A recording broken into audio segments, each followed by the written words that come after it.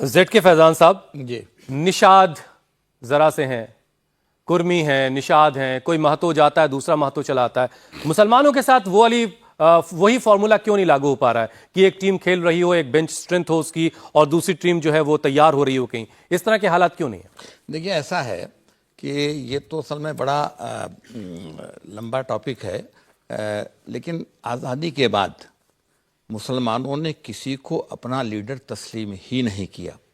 لوگ یہ کہتے ہیں، لوگ سے میری مراد ہے مسلمان کی بات کر رہا ہوں، وہ یہ کہتے ہیں کہ مسلمانوں میں کوئی لیڈر نہیں. میں یہ کہتا ہوں ضرورت ہی نہیں ہے. میں کوئی لیڈر نہیں، میں یہ کہتا ہوں کہ نہیں، ضرورت ہے کہ نہیں ہے؟ نہیں، میری بات سنیں آپ. میں یہ کہتا ہوں کہ مسلمانوں میں لیڈر ہی لیڈر ہے، کوئی فالوور نہیں ہے.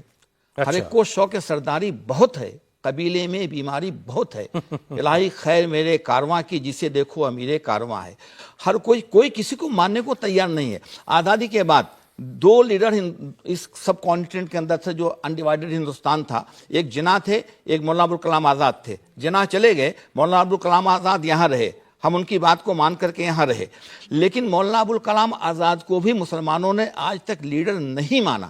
لیڈر کیا ہوتا ہے؟ لیڈر وہ ہوتا ہے، طاقت وہاں ہوتی ہے کہ میرے کہنے سے کتنا ووٹ ٹرانسفر ہو سکتا ہے. بار بار بات ویسی کی آئی، ویسی صاحب اٹھاتے ہیں مسلمانوں کے ایشوز کو، اور وہ مسلمانوں کے لیڈر آج کل بنے ہوئے ہیں. میں بنے ہوئے لفظ استعمال کر رہا ہوں، لیکن سوال یہ پیدا ہوتا ہے کیا صحیح معنوں میں لیڈر ہیں؟ حیدرآباد سے کسی بی جے پی کے آدمی کو سپورٹ کر کے دیکھ لیں، ٹرانسفر آپ کتنا ووٹ کرا سکتے ہیں وہ آپ کی طاقت ہے. مایاوتی، آپ نے کئی باتیں کی، نشاد کی بات کی، اس کی بات کی، وہاں پر 2 لیڈر 4 لیڈر 5 لیڈر ہیں. مسلمانوں میں سینکڑوں لیڈر ہیں اور کوئی اپنا ووٹ ٹرانسفر نہیں کرا سکتا. ہندوستان کی آزادی کے بعد مولانا ابوالکلام آزاد کو چھوڑ دیجئے، شہاب الدین صاحب اور امام بخاری، یہ 2 لیڈر ہندوستان میں پیدا ہوئے، اور 2.5-3 سال تک شہاب الدین صاحب کا پورے لیکن آزاد صاحب کو بھی جیتنے کے لیے رامپور جانا پڑا.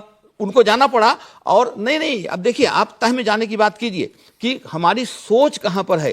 مسلمان نہ تو شہاب الدین کو لیڈر ماننے کو تیار، جو ٹائی سوٹ والے اور ایک آئی ایف ایس آفیسر سے بہترین عقیدتداں تھے، اور نہ امام کو ماننے کو تیار.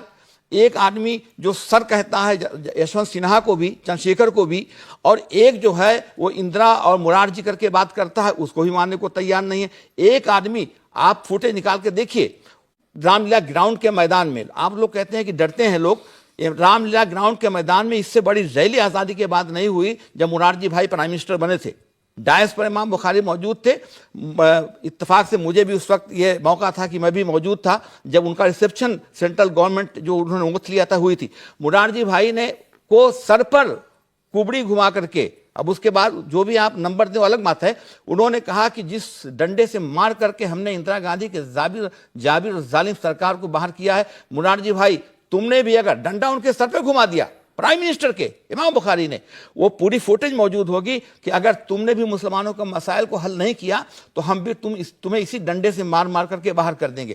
آپ اس کو بھی لیڈر نہیں مانیں گے، آپ شہاب الدین کو بھی نہیں مانیں گے. آپ کا ایک جملہ ہے کہ مسلمان کوئی بولتا نہیں. آپ شمیم کو جانتے ہیں، آپ بدر الدجا کو جانتے ہیں، آپ ابراہیم سلیمان سیٹھ کو جانتے ہیں، برات والا کو جانتے ہیں. آپ یہی ابھی سنبھل کا معاملہ چل رہا ہے، برق صاحب بولتے تھے نہیں بولتے تھے، یا آج پارلیمنٹ میں دیکھ لیجئے وہ لوگ بولے ہیں کہ نہیں بولے ہیں. آپ کس کی بات؟ اسحاق سنبلی صاحب کمیونسٹ پارٹی کے نیتا تھے، وہ بولتے تھے مسلمانوں کے ایشوز پہ کہ نہیں بولتے تھے. آپ ادیب صاحب ہیں، پارلیمنٹ میں بولتے تھے نہیں بولتے تھے. لوگ کہتے ہیں کہ صاحب جمہور تاریخ ہو جاتا ہے.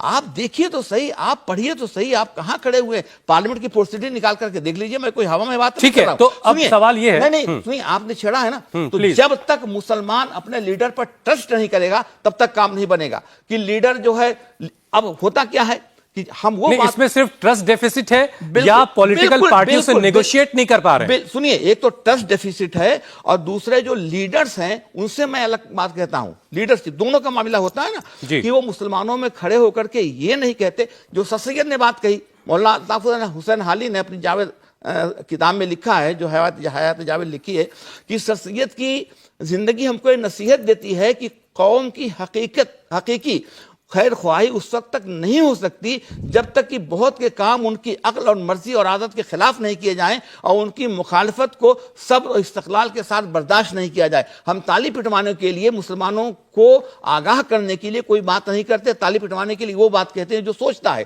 قیادت اوپر سے نہیں آئے گی، قیادت آپ کو پیدا کرنی پڑے گی. یہ ہے صورتحال.